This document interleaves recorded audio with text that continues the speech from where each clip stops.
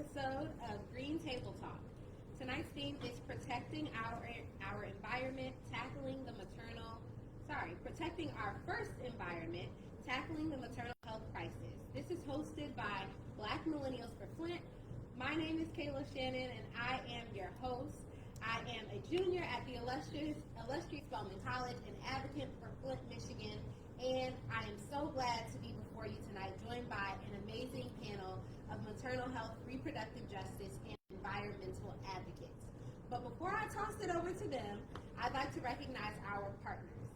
So shout out to the Environmental Defense Fund, the Climate Action Campaign, and the Climate Action Campaign for supporting our ability to have these important conversations. Since white supremacists initiated one of the most vile acts of human trafficking and kidnapping during the transatlantic slave trade, Black births have been under siege. As April brings national focus on Black maternal health, this panel will feature environmental justice activists, community organizer, and policy strategists who work to protect Black mamas and babies. Beginning right here with Almeta, please introduce yourself and pass it on to another dope panelist to introduce themselves. Thank you, Kayla. I'm Almeta Cooper. I'm the National Manager for Health Equity at Moms Clean Air Force. Moms Clean Air Force is a national organization of 1.5 million moms, dads, and caregivers who are focused on, united on protecting children's health and protecting clean air. Yes. Good evening, everyone. I'm Kristin Shymoniak. I am a trained doula as well as a lead prevention ambassador, alum, and Lead Free Mamas alum. Excellent. Hello, everyone. I'm Jessica Sidiak Staton, and I am the Assistant Director at Revive Community Health Center in Flint, Michigan. I am also the founder of The Good Fight and a trauma practitioner and chaplain in the area. I'll pass it to you. Thank you. Hi, everybody. My name is Krystal Leaphart. My pronouns are she and her, and I serve as one of the senior policy analysts at the National Birth Equity Collaborative. Essentially, we're an organization that does local, state, national, and transnational organizing to protect Black maternal health, to decrease maternal mortality and infant mortality in communities of color, particularly diasporic Black communities. All right, thank y'all. So as usual, we brought y'all the heavy hitters, so strap in. We're going to get right into it. So the Environmental Protection Agency, or EPA, recently closed the public comment period for the National Ambient Air Quality Standards for particulate matter. For those of you who may not understand all that technical language, in layman's terms, particulate matter is made up of particles of solids or liquids that are in the air. These particles may include dust, dirt, and soot. The National Ambient Air Quality Standards are set by the U.S. EPA to protect public health and the environment. However, many public health and environmental justice organizations believe that EPA's most recent standards are still not good enough. There is growing evidence that exposure to particulate matter during pregnancy is associated with adverse birth outcomes, including preterm birth and reduced birth weight. Almeta, can you share more about the specific impacts of particulate matter on mothers and babies, and why it is important for the EPA to improve standards? Kayla, well, I just want to say again that soot is the common name for air pollution, which consists, as Kayla just described, of tiny droplets or particles in the air. But what you can, and it's also called particle pollution or PM 2.5. And you can think of this, if you want to imagine how tiny it is, it's that this micro soot is 30 times smaller than a human hair. So it's easily inhaled either into our bloodstream or into our lungs, and you can imagine for a pregnant woman, that's even more important. Soot is generated from fossil fuels, pollution that's generated by fossil fuels and coal and diesel. Communities of color and low-wealth communities bear a disproportionate burden on the health harms of PM 2.5. It can be very dangerous to breathe, and especially at higher concentrations, it can trigger illness, hospitalization, and premature death. If you live near pollution, like high traffic roads or heavily polluting industrial facilities like many Black and brown people do, it's very dangerous. Babies, children, and pregnant people are especially vulnerable to health harms of air pollution, in large part because little lungs are still developing. Older adults and people who spend a lot of time outside, like outdoor workers, are at a higher risk for adverse health impacts from PM 2.5. And what many people are not aware of, that many outdoor workers are now women. So that's, and many of those women are also in childbearing age and who do become pregnant. So that's also very important. Asthma attacks can be triggered by soot.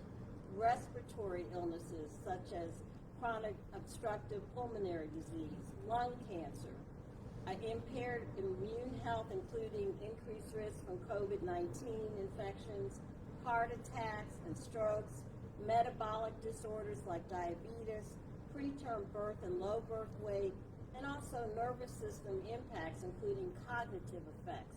So again, all of these types of impacts are exacerbated for pregnant women, for infants and children. Regarding the standards, 67 moms from Moms King Air Force members and volunteers testified at the EPA public hearings that Kayla mentioned in February this year to support stronger annual and daily standards for soot or particle pollution. We urge the EPA to adopt a more health protective annual standard for soot of 8 micrograms per cubic meter and a more protective 24-hour daily standard for soot of 25 micrograms per cubic meter. These changes in the standards are the first changes since 2012. Stronger soot standards will save lives. By strengthening public health protections based on science-based evidence, EPA could save 16,000 lives a year. Particle pollution just can be very dangerous to breathe, as I mentioned, at higher concentrations.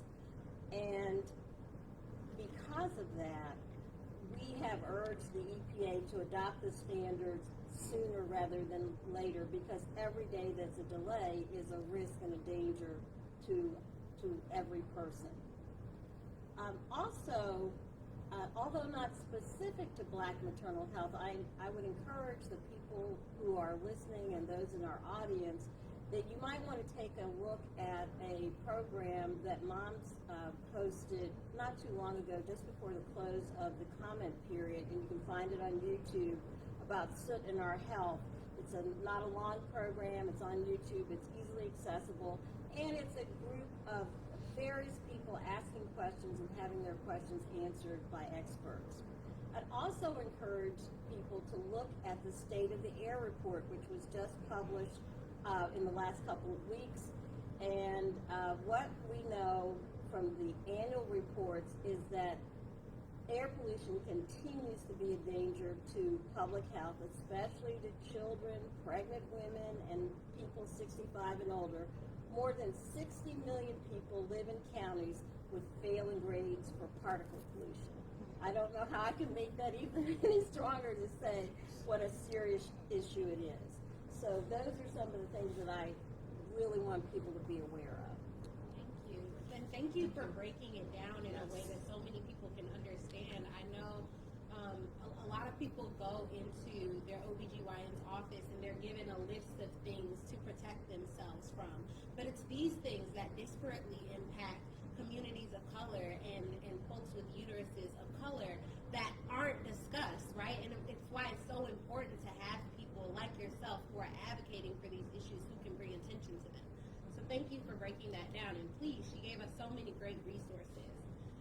So according to the American Psychiatric Association, climate change and related disasters cause anxiety-related responses, as well as chronic and severe mental health disorders.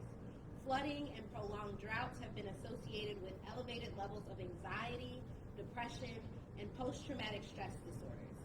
Postpartum depression, or PPD, affects 1 in 8 women. However, the risk is 1.6 times higher for Black women than their white counterparts. While the risk may be higher, Black women are less likely to receive help due to factors such as financial barriers, stigmas associated with mental health struggles, structural racism, and a historical mistrust of the healthcare system. Maternal mental health struggles among Black women are often overlooked and underaddressed. So, to Kristin and Jessica, what are some strategies that you would recommend to pregnant people and their partners to create support in our community? The first thing we can do, and there's multiple things we can do to support them during pregnancy and during postpartum, is first surrounding them with people that make them feel seen and heard. I feel like that's the number one thing. Whether it is your friends, your family, your tribe, whoever is supporting you in that realm, or your medical staff, your birthing team, making sure that they feel comfortable with any hand that is touching their body and touching their baby. And so in that birthing team, we have what we call doulas and midwives. And so for you, those that aren't familiar with what a doula is and what they do, I'm here to tell you. So a doula is the right hand man to the birthing person. They are their advocate. They are their voice in the room whenever the birthing person doesn't have one, whether they're in trauma or whether they are just not sure what question to ask, what to say. I'm their person.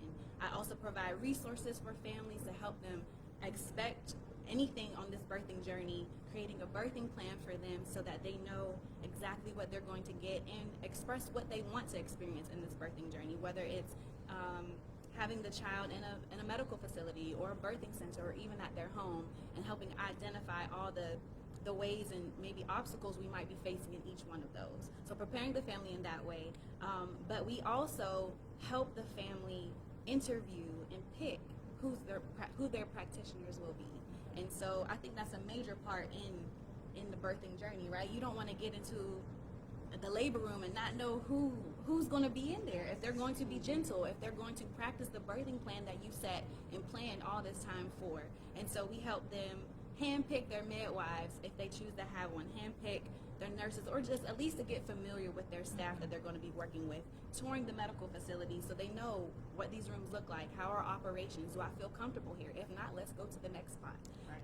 So that's what doulas do. But another thing is a lot of people don't know where to find a doula, right? And so one reason why I love Dove and their products is they have Baby Dove for babies, but they also just created the Black Doula Directory.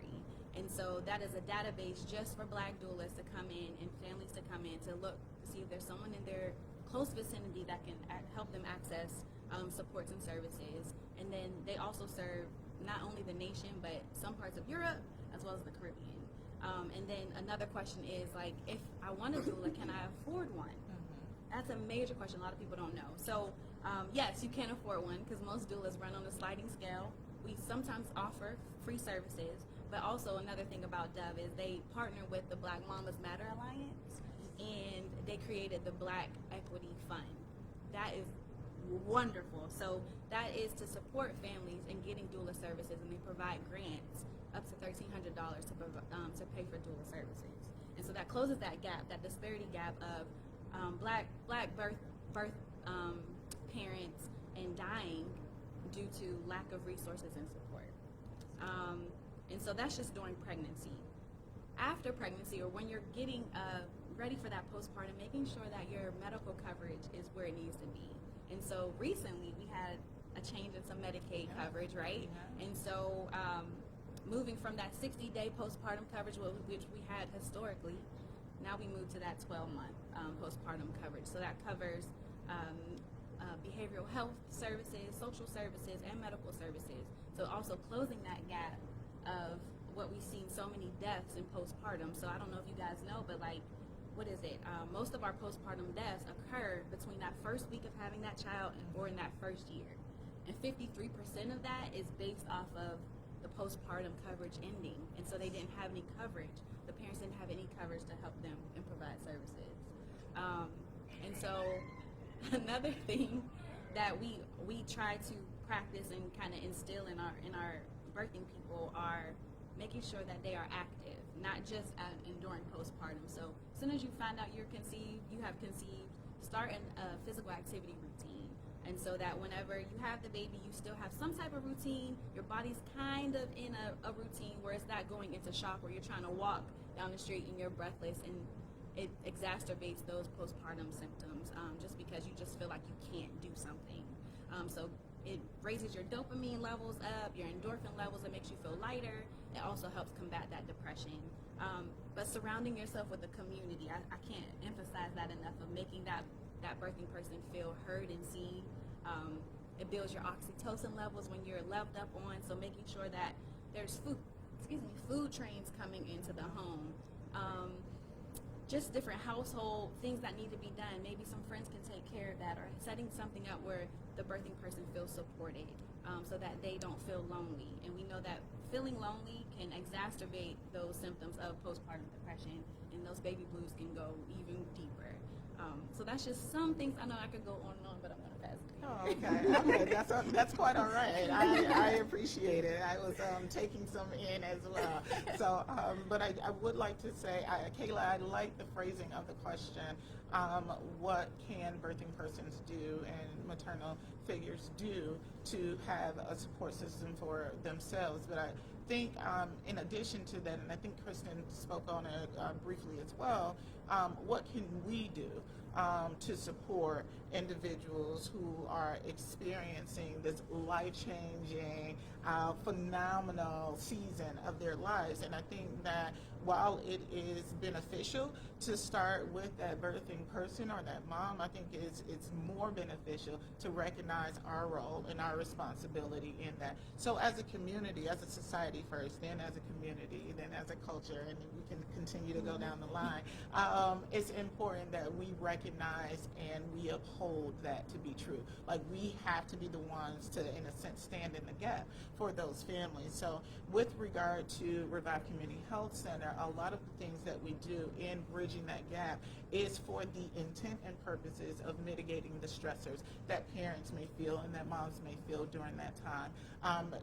Support doesn't happen once mom is showing or the birthing person is showing. Support happens during preconception. Support happens in life, period. And it's just fine-tuned when we find out that someone is conceived or has conceived. So I think that it is important to surround families with support, and that's what really what we do, is what we stand on at Revive Community Health Center. It really is the model of walking alongside that person. And I dare not put on my chaplaincy hat, but in a lot of ways, we can learn a thing or two about discipleship. So when we walk alongside someone, it's not making the choices for them. It really is allowing them the freedom, the liberation, the autonomy to make those choices for themselves, but also supporting them and ensuring that they have that they make an informed decision, not a decision based off of what they think is best to do in a time of trauma, because our responses are quite different when we're under duress. It is very important that we lay out options for individuals, and that's what we choose to do. I think that if we start from a community mindset, then it will be beneficial for birthing persons, for mothers, for maternal health population, and truthfully, for the world. You know, we can go on and on about how to specify how to work with a particular group, but you know, I think about in sociology, there's the people's theory, and that we are one and we are connected with the ground and the land in which we call our homes, and then we are also interconnected with one another. And especially Black and brown individuals, when we don't have the connectivity, when we don't have those resources, when we don't have that support system, then it impedes, not to say that we will not, because I'm very intentional about the choice of words that I use, but it can affect the rate at which we can overcome a trial or obstacle. So keeping that in mind, knowing that having a healthy support system is beneficial, then we need to be surrounding one another, and certainly we need to be surrounding those who are birthing an entirely new generation into the world. Thank you. You're welcome. I mean, so many nuggets. Where do we even start? I would say two things that definitely stuck out to me as I was hearing you all, and I heard these two concepts like interwoven in different ways throughout both of your responses, were one, autonomy, and two, support, Yes. right? And something that really stuck out for me, because so often in medical spaces, Black women and women of color are feel as if we don't have the power or don't have the right to speak up and say, that doesn't feel right, that doesn't look right, that's not what I'm feeling. You just rephrased what I said in a way that was different than what I was actually intending to communicate.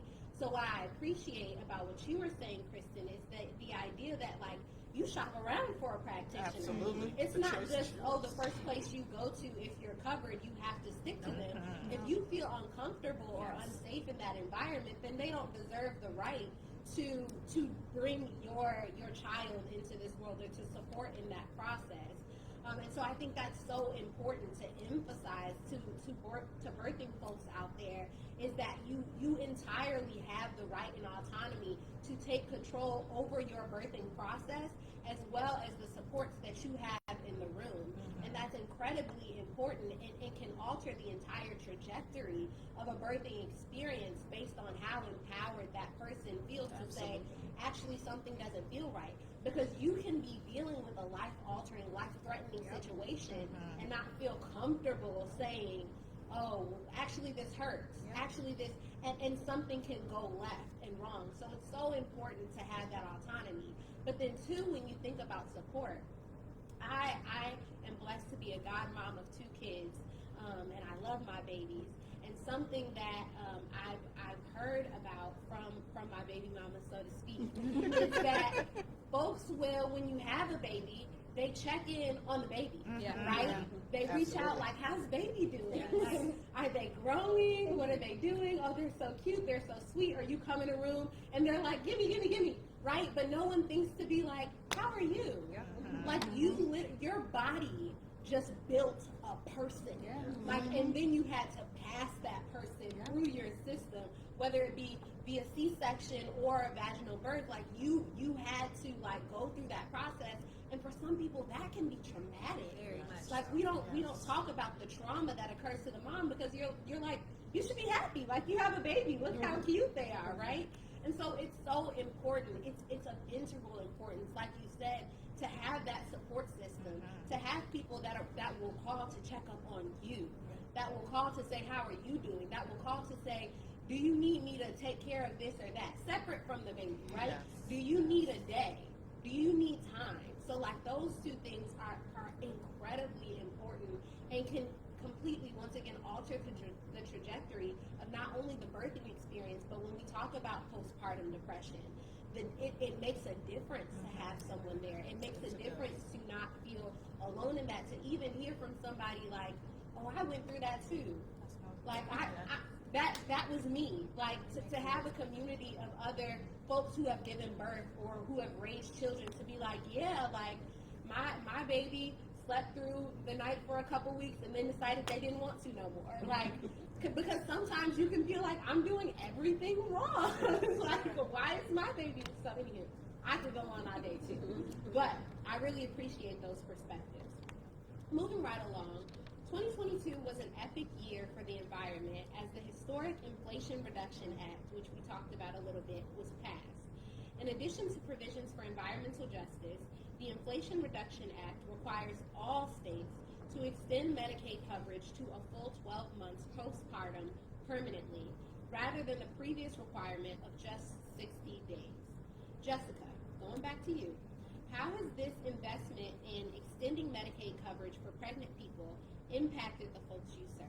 That's a great question, Kayla, and I think that Kristin spoke on it just briefly as well. When you are attempting to mitigate the stressors that may be present in those who are within that maternal health sector, there are so many things that are compounded with regard to their physical, emotional, and physiological well-being. So when we talk about those things, then sometimes we tend to compartmentalize and we say, oh, this is just for medical coverage. Right. But the great thing about the ACA passing is that it's comprehensive. And while not all states are fully there yet, there's still work to be done. I think that the numbers really speak for themselves. And a recent survey, I think actually just came out this week, it is a 17% increase in hospitalizations after birth between day 2 and day 59 or 60, because those outpatient and because sometimes, and sometimes in birthing centers, the priority may not always be the persons that are there. I think it's very important that coverage is extended so that even if someone were sent home, and I will say prematurely, or without fully checking out into everything as far as their health is concerned, there's sometimes issues that may bring them back. So having that extended coverage will allow them to come back and not feel as if it is under the same bill or under the same coding as it would have been during that pregnancy term. So that 17% increase, and it's slightly lower between the days of 61 and I think 6 months, I believe it's around 15% as well. Still pregnancy related. These are again numbers that drive individuals back to the hospital that are pregnancy related. If we did not have this extensive or expansion in services and expansion in coverage, then it would be problematic for our mothers, and thus problematic for our children, and thus problematic for our entire society, because at that point we have underinsured or uninsured individuals who are making the only choices that they know how, and sometimes those choices are I'm not insured, so I'll be okay, when that may not have been the best choice, but it's the only choice that they know, to not further cause harm upon their families, financial burden and the like. So I think it is important that we have seen this and that we continue to see this comprehensive or expansion in services with regard to Revive. And again, the same type of things that we talk about in providing that support and providing those services, we extend to our moms and our birthing persons as well. The advocacy component, when you feel as if, and I know that both of you have spoken about this, when you feel as if there is something not right, even if you cannot categorize it or if you cannot put it into words to say that, hey, I think it's best that I go in. That shouldn't be a burden that anyone has to bear alone, or a burden that anyone has to think about whether or not there is a cost or a tax associated with it. So it frees individuals up to say that I can fully care for myself, my mind, my body, and my spirit, and thus I can care for my children or my child, and thus I can care for my family. So do you see how it is comprehensive? This one act, although it took a lot for us to get it, this one act can affect families, not just one particular person, but it affects our entire system. It affects our society. It affects our culture, because then we're at a place where we don't have to reconcile, do I have the finances to take care of myself? That's not a place that anyone should have to be in. We see it oftentimes as well. Do I pay for food, or do I get my medication? Exactly. So there are just some things that should be our right. And those are some things that we should not have to categorize by levels of priority. And maternal health, and I will not say why, is certainly not something that we should prioritize as whether or not it's a priority or not, because the fact is that it is our right. It's our right. Quick anecdote, just to add to that, the importance of that postpartum care. So a few months ago, I went through a myomectomy. That's a whole nother topic about reproductive health in a Black woman, right? But while I was waiting for surgery, you sit in your little bed and you're waiting. There was a patient next to me, a new mother, and she had been bleeding for 2 weeks postpartum, and she was told that it would stop, and she hadn't stopped. And so doctors are coming in frantic, trying to figure out what was wrong with her, and she had to have another surgery. So just imagine if she hadn't been taken to the hospital, what would have happened to that brand new mother Yes. She may not have been there. So just to hear it from the next door wall, I'm like, Yes. wow, that's just happening right next door Absolutely. to me, you know? So that is very important. And you're absolutely right, Kristen. There's so many stories. We really could sit here and share stories all day about either ourselves or someone very close in our circle who have experienced, who have seen firsthand, who have felt firsthand how the maternal health disparity has affected their household, their family, their livelihood, themselves. So I think we do need to continue bringing these issues to light, and if we have to put a face on it, then my goodness, go ahead and do it, because these stories, sometimes the numbers will speak to certain people, and sometimes the actual stories will speak to certain people. So whatever we have to use in order to continue building up a voice so that it is heard, by all means, let's continue doing so. And I love what you said about the connection, right? That we're not just talking about an individual. We're not just talking about folks who give birth, right? That there's this connection and streamline that when you serve the mother or the person who gives birth, Yes. you serve the children. Yes. And when you serve the children, you serve our society, Yes. and vice versa. When you deprive the mother, when you deprive the person who gives birth, you deprive our children, Yes. and you deprive our society. Like there isn't just like you can't compartmentalize. Yes. There is no separation, because they're only able to serve our youth, this next generation, if they are first service. You can't pour from an empty cup. Absolutely. So I appreciate that connection for the folks that don't get it. If you weren't able to connect the dots before, we're putting it together today. Absolutely. All right, so then shooting over to Almeta and Krystal, do you think we should push Congress a bit harder? Why or why not? So, what Jessica was just talking about in terms of the Medicaid expansion, I want to just take a bit farther to the federal level. And the reason that Congress should actually improve maternal health care, and especially for Black maternal health care in particular, are because of the staggering statistics. Black and American Indian or Alaskan Native women are 2 to 3 times more likely to die from pregnancy-related causes than white women. Black women are twice as likely to experience serious perinatal complications. And one of the things that was shocking to me, education and economic security do not close the gap. Nope. A college-educated Black woman faces a 60% greater risk of maternal death than a white woman with no high school diploma. Yes.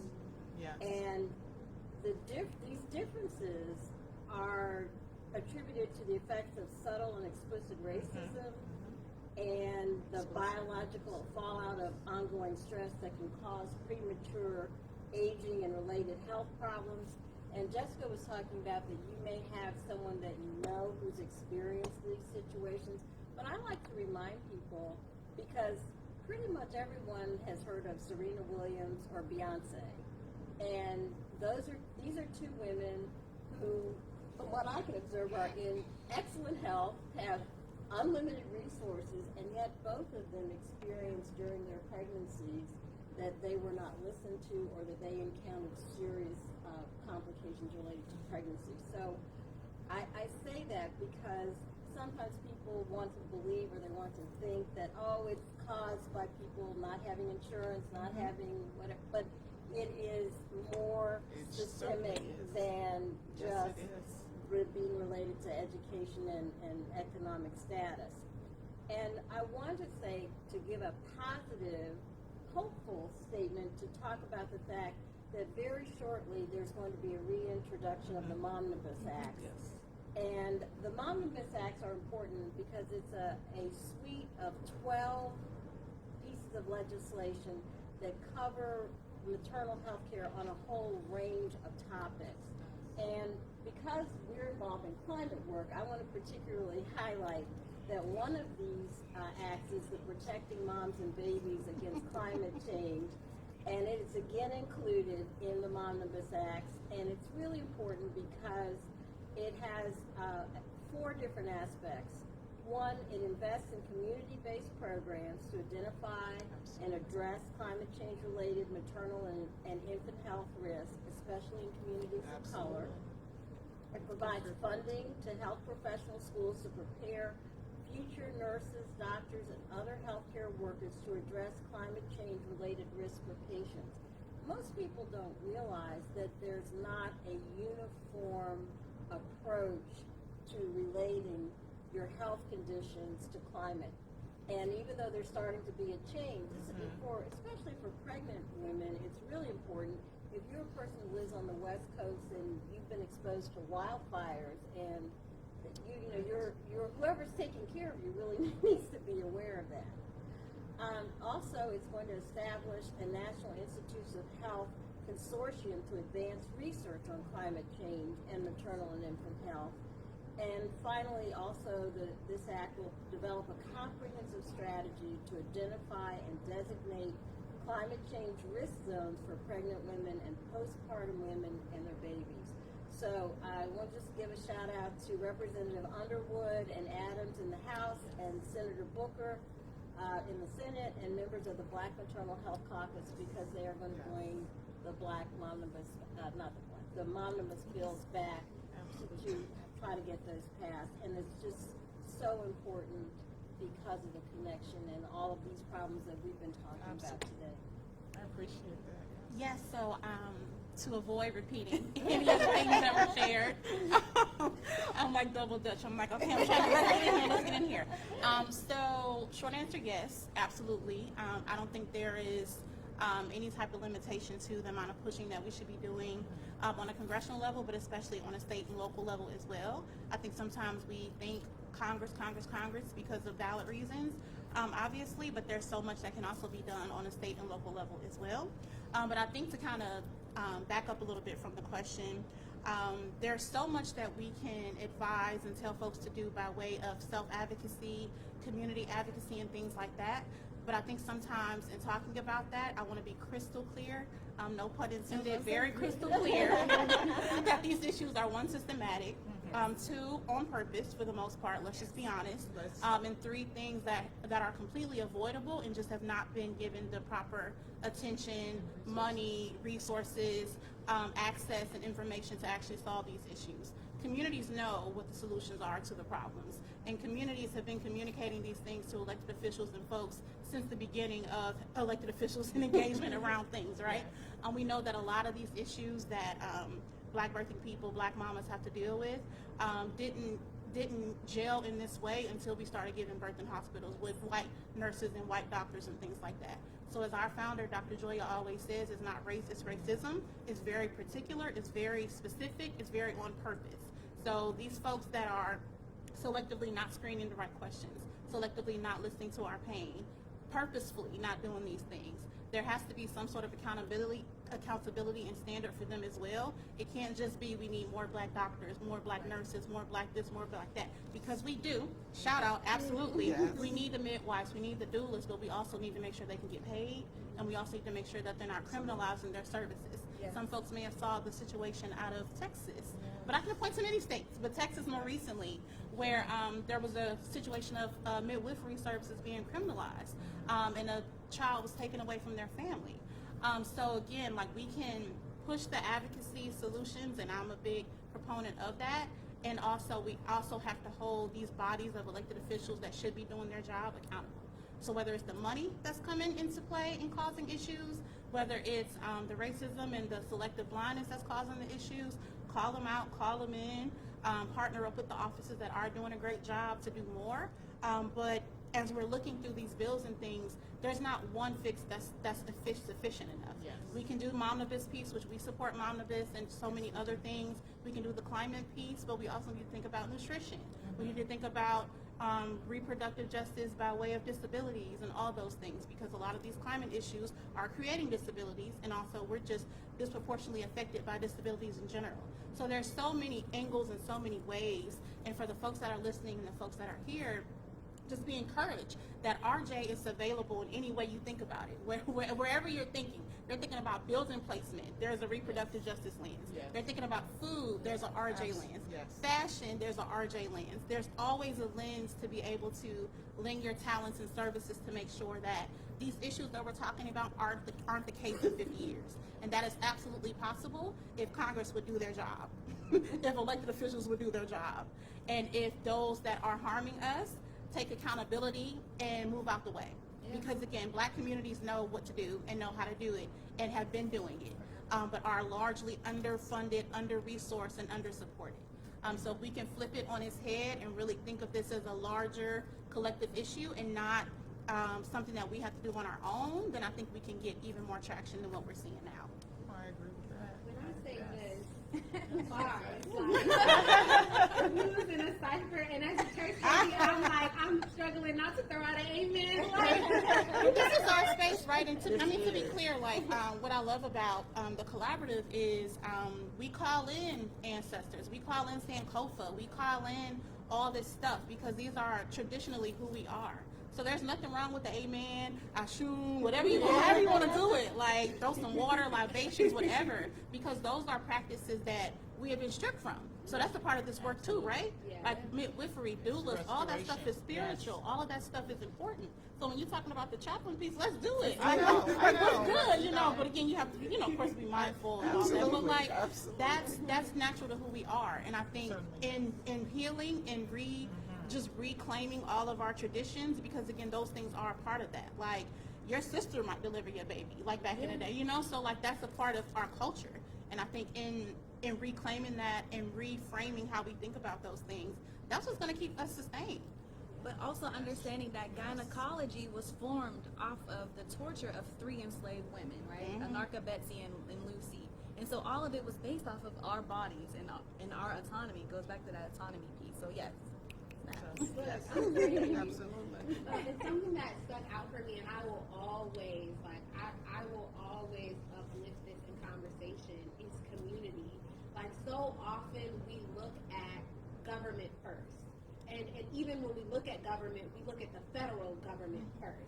And so like there's a twofold blind side to that, right? Because we've been conditioned to believe that the only mechanism by which we can bring about change is through the systems that serve to oppress and subjugate, right? So like there has to be a reframing in our mind to remember and recall that like at every level of government, their purpose entirely is in service to community, right?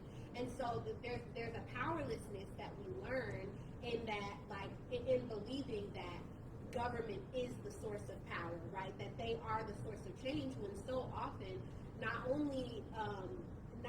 it's most informed at the local level. Like your local and state level legislation impacts you more in some ways than federal legislation ever will, because the trickle down sometimes won't even touch your city. Yes. So it's so important, one, that you understand, that you know your local officials, that you know your state officials, that you know how to contact them, that you know the power that you have to take them out of office if they're not serving in the ways that best fit your community.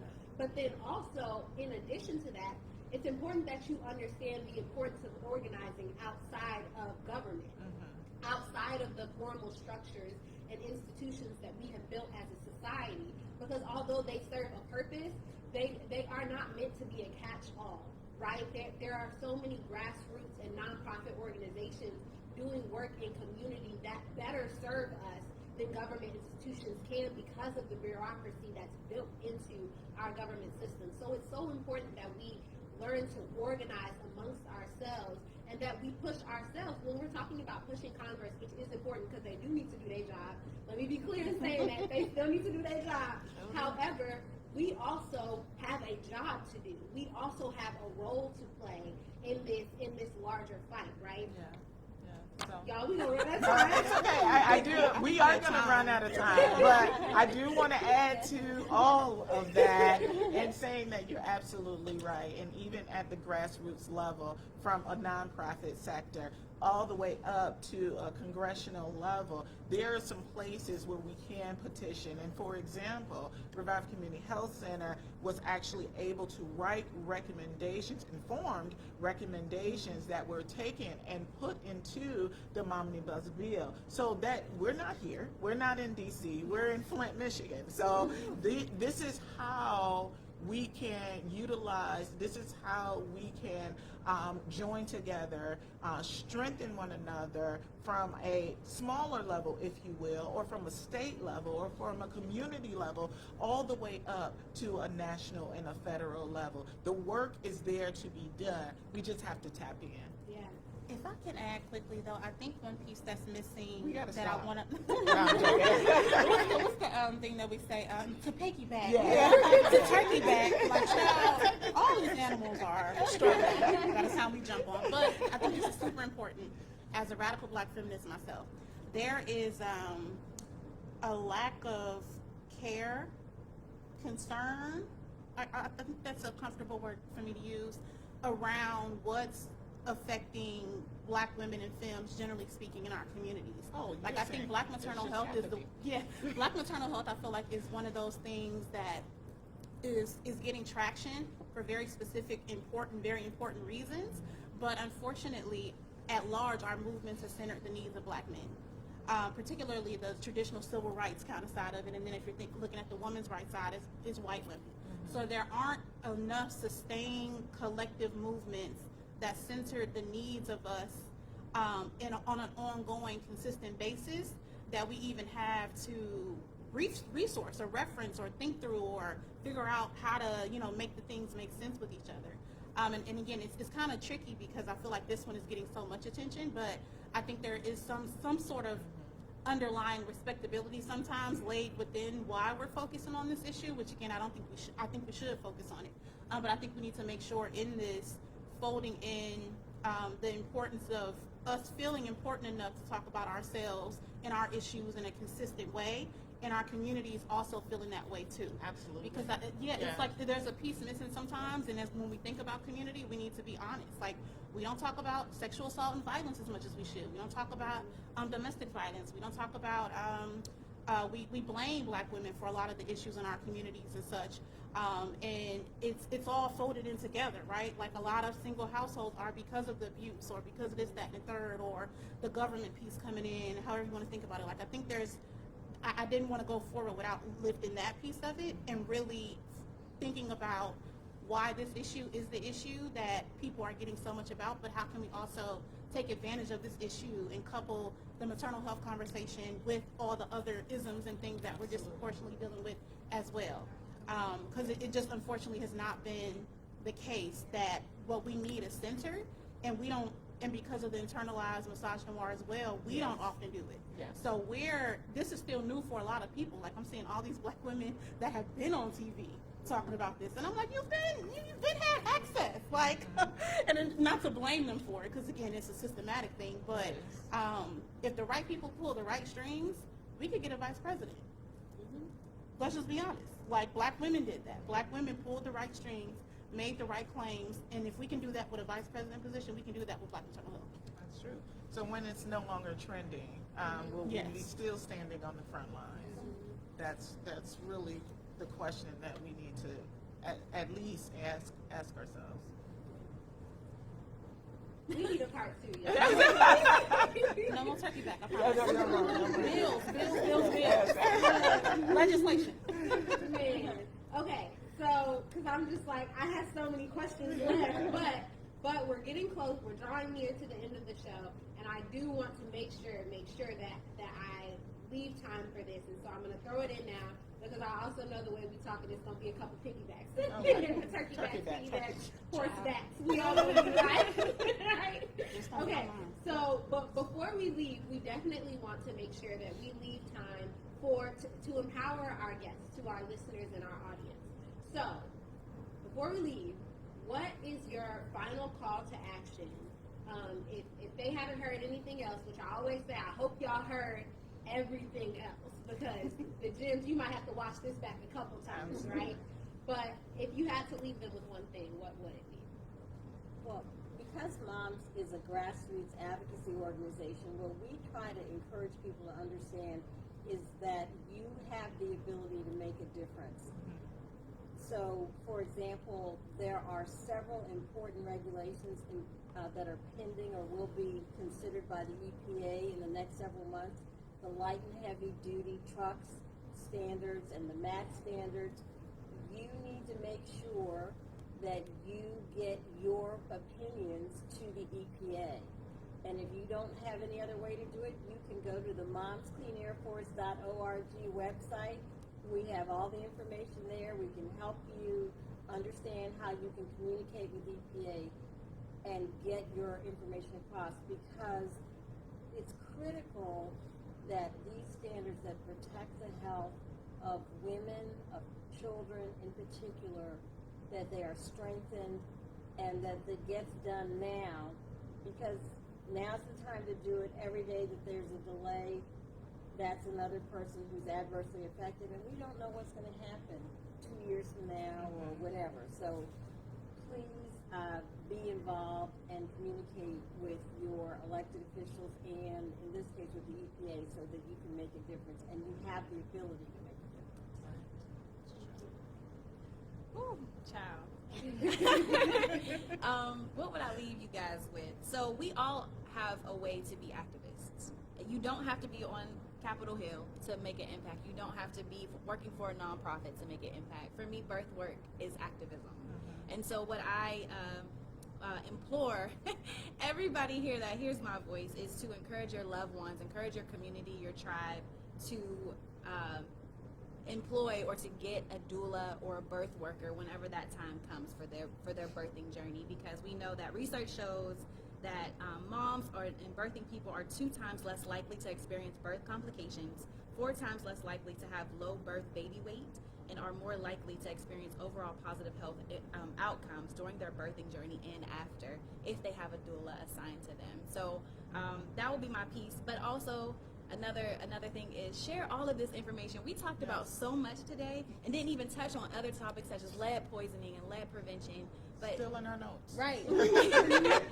But at least tell these 5 people that you know about this information so that we can amplify this information, amplify our voices. So in my mind, it's like ricocheting and vibrating out to everyone that doesn't feel like they have that voice, to find their voice, right? So we can organize and we can make that impact in our communities and the world. I agree. Those were some really good points. I would have to say to wild turkey back. I'm going to add yes, adjective in there. Yeah, so I think that it is important to get connected. It's extremely important to get connected, and the reason why. The why is because maternal health disparity exists. Whether you choose to believe so or not, it is here. It has been here for quite a long time, longer than you have been here. And we have to get connected. There may be multiple tiers of how to get connected, but I would probably leave individuals with 3. 1, do the hard work yourself. So if you can't do the introspection to see that this is an issue and want to be involved, then you're not ready. And that's okay. Everyone is at their own place, at their own journey, but recognize where you are, because what we don't need for you to do is actually be a disservice by saying that it doesn't happen. So do the hard work for yourself. Recognize whether you've experienced, some life partner has experienced, family member, whatever the case is, recognize why, and that will help you along your journey. Get involved at a local level. Find somewhere that you can really tap into and create some synchronization with the organization that's close to you. There are many. I find myself walking alongside individuals and communities that are impacted by trauma, be it maternal health, domestic violence, sexual assault. It's just, where where the need is, thus where you will find individuals who are seeking to be of need. So, and then also at a congressional or at a federal level, or at a legislature level. I don't care if you write a letter. Take time and teach your children how to write letters in order to address these issues. Thank you. I'll be brief. Has anybody ever briefed and say I'll be brief? 20 minutes later, it's like, and therefore. And another thing. Long story short. Whereas, but no, two quick things. As much as you can stomach it, because it's not for everybody, engage with your elected officials. Especially, I think, again, we think about Congress, but you'd be surprised sometimes how the response on a state and local level can go super far. Quite frankly, like a lot of people that kind of end up in elected office, like they may know their certain thing and what they want to focus on, but they may not even be aware that these issues are so intertwined and deeply connected in the way that they are. Also, too, I couldn't leave without talking about the full reproductive experiences that we deal with, and really making sure that we connect those issues back to each other as much as we can. Everybody is not magically popping up with PCOS and uterine fibroids and endometriosis and all that jazz, right? This has to do with climate and genealogy and all the things mixed in together, stress and such like that, which are also sometimes, connected with these Black maternal health issues. And also, too, to the election piece and the reproductive piece in general, we saw what happened at the midterm elections as far as how people are thinking about access to abortion and access to just bodily autonomy in general. Again, I think these issues have to be woven in with each other because there's no other way to look at all this stuff. All of it is very, you have people that are experiencing all of these things at the same time. People that want to have children, that have had an abortion, that have fibroids and want to have kids. Again, like they're all, it's all intertwined together. So really making sure that we remember and recall all of that and mush it all together, I guess you could say, and really have a good strategy going into 2024, but especially just advocacy that we're doing in general. I'm just making sure that we're talking about the full experience of reproductive justice when we're talking about these things, because they are making time to attack parts of it, but not making time to fix the things. So if you're trying to force people to have children, you need to make sure these children can eat and have a home and have clothing and that their families are good and health care and a school that doesn't have lead paint. Like all of it is together. So I think we have to really be mindful that there's no neat way to tie all of this in a bow, but we can certainly try and make sure that we're talking about the fullness of this. And that's the only way we're going to get the results that we are looking for. And we deserve to live long. Yeah. We deserve to be healthy. Why can't we be healthy? We deserve it. Yeah. Yeah. It's not just about surviving, but thriving. That's Right. That's my motto. The mics are falling. The mic dropped on its own. Who would have thought? Sorry, I'm breaking stuff. Child.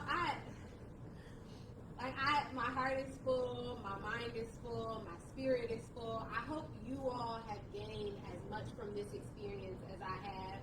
Like, I feel like I just sat and just did girl talk on my couch. Like, I feel at home with you all. Yeah. I feel at home in my spirit. Like, I so appreciate. Thank you to everybody out there in social media land and those who are here in our live audience today for joining us. Thank you for being a part of such an important conversation. Please share. Once again, so many resources and so much important information was shared here today. So please share throughout your network and join us here again every fourth Thursday here on Facebook.